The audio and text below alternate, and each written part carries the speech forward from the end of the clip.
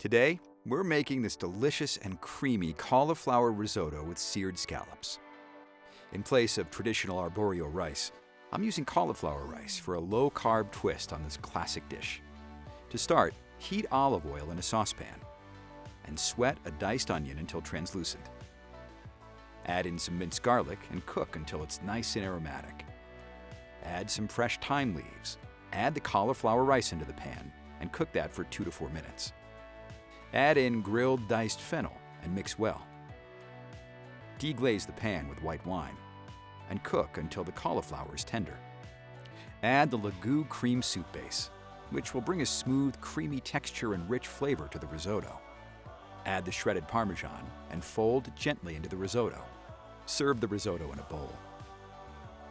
Lightly dress some arugula with Hellmann's lemon za'atar vinaigrette for a zing of flavor that will contrast nicely with the creamy risotto.